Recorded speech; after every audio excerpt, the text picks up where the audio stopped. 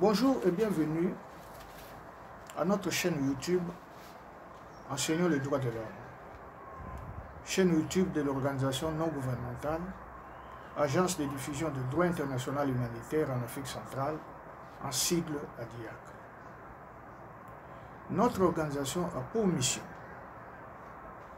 l'éducation aux droits de l'homme, la diffusion du droit humanitaire et la promotion de la culture de la paix. En effet, nous sommes convaincus que l'éducation aux droits de l'homme peut prévenir des violations graves de ce droit. Nous sommes convaincus que la diffusion de droits humanitaires peut sauver des vies humaines pendant le conflit armé. Et nous sommes convaincus que la promotion de la culture de la paix peut favoriser la convivialité et les vivre ensemble. Permettez-nous de féliciter tous ceux qui nous suivent, notamment nos abonnés, pour l'importance qu'ils accordent aux droits de l'homme, aux droits humanitaires et à la sécurité sociale. Et à la promotion de la culture de la paix. Aujourd'hui, nous parlons de droit à la sécurité sociale proclamé par les instruments juridiques ci-après. D'abord, la Déclaration universelle des droits de l'homme du 10 décembre 1948. Ensuite, le Pacte international relatif aux droits économiques, sociaux et culturels du 16 décembre 1966. Et enfin, par la Déclaration des Nations Unies, la Convention des Nations Unies des droits de l'enfant du 20 novembre 1989. Alors, que nous dit la Déclaration universelle des droits de l'homme à propos du droit à la sécurité sociale? Dans son article 22, il est stipulé ce qui suit. Je cite: « Toute personne a droit à la sécurité sociale. Elle est fondée à obtenir la satisfaction des droits économiques, sociaux et culturels, indispensables à la dignité et au libre développement de sa personnalité, grâce à l'effort national et à la coopération internationale, compte tenu de l'organisation des ressources de chaque pays. » Fin de citation. Quant au pacte international relatif aux droits économiques, sociaux et culturels, il consacre 2 articles au droit à la sécurité sociale. D'abord, il y a l'article 9 qui stipule ce qui suit. Je cite: « Les États partis au présent protocole au présent acte reconnaissent à toute personne le droit à la sécurité sociale, y compris des assurances sociales. » Quant à son article 10, il dit ce qu'ici, je cite: « Une protection sociale spéciale doit être accordée aux mères pendant une période de temps nécessaire avant et après la naissance des enfants. Les mères salariées, pendant cette même période, doivent bénéficier d'un congé payé ou d'un congé accompagné de prestations de sécurité sociale adéquates. »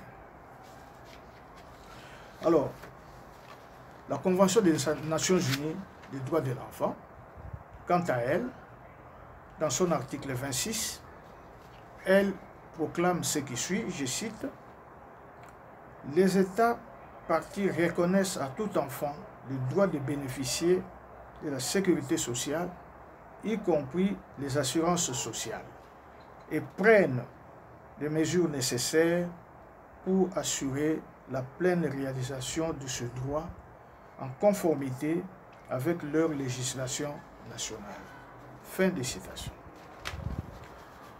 D'où vient l'idée de droit à la sécurité sociale? L'idée est venue de Madame Eleanor Roosevelt, la veuve du président américain Franklin Roosevelt, quand elle présidait la Commission des Nations Unies des droits de l'homme. Madame s'est inspirée de la politique de son mari, dénommée le New Deal,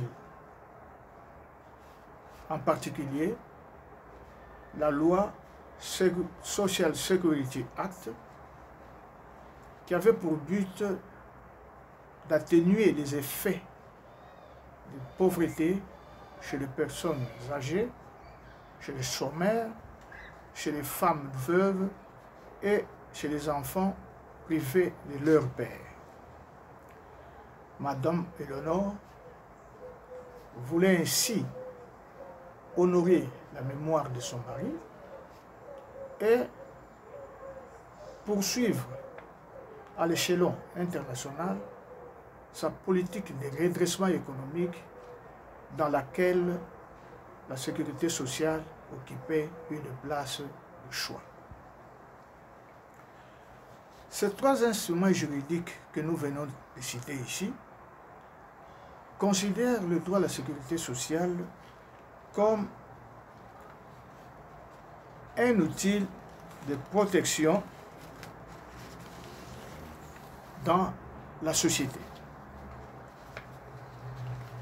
Les systèmes de sécurité sociale sont fondés sur le principe de solidarité selon lequel les membres des sociétés qui sont dans la situation d'offrir de l'aide procurent les ressources pour les membres de cette société qui en ont besoin. Le système de sécurité sociale a pour but d'assurer une couverture sociale à la population d'un pays dans les domaines de la santé, de l'emploi, de la retraite, de l'handicap et autres. N'oublions pas que toute personne est exposée à la maladie, à la perte d'emploi et à l'handicap. Tout comme toute personne vieillira et sera à la retraite. C'est pourquoi l'État a l'obligation de prévenir et d'organiser des services sociaux en fonction de ses buts et des ressources émanant des contribuables. Le droit à la sécurité sociale est un droit et l'un des droits sociaux qui justifie la nécessité et la solidarité ainsi que l'interdépendance entre les êtres humains, ce qui va permettre des conditions de vie dignes à une population tout entière. Les systèmes de sécurité sociale sont des institutions récentes, mais le principe de l'accès de tous à de tels systèmes fait désormais partie du droit de l'homme. Il fallait attendre l'adoption et la promulgation de la Déclaration universelle des droits de l'homme afin que ce droit soit reconnu comme étant l'un des droits de l'homme. Toutefois, le chemin est encore long à parcourir afin que toute l'humanité puisse avoir accès à ces droits, notamment dans les pays pauvres. Mais nous constatons qu'il y a quand même des pays qui regorgent beaucoup de ressources naturelles et qui engendrent des recettes très importantes pour le trésor public. Mais malheureusement, on trouve une grande partie de la population qui vit dans la misère. Les revenus du pays sont accaparés par une minorité au détriment de la majorité. Et nous pensons que c'est une violation grave des droits de l'homme. ce qui est souvent à l'origine des conflits dans plusieurs pays. Voilà ce qu'on avait à vous dire aujourd'hui sur le droit à la sécurité sociale. Nous vous prions de liker et de partager cette vidéo et nous vous invitons à vous abonner davantage à notre chaîne YouTube Enseignants des droits de l'homme, ce qui vous permettra de connaître vos droits en tant qu'être humain, car nous sommes souvent victimes de l'ignorance de nos droits.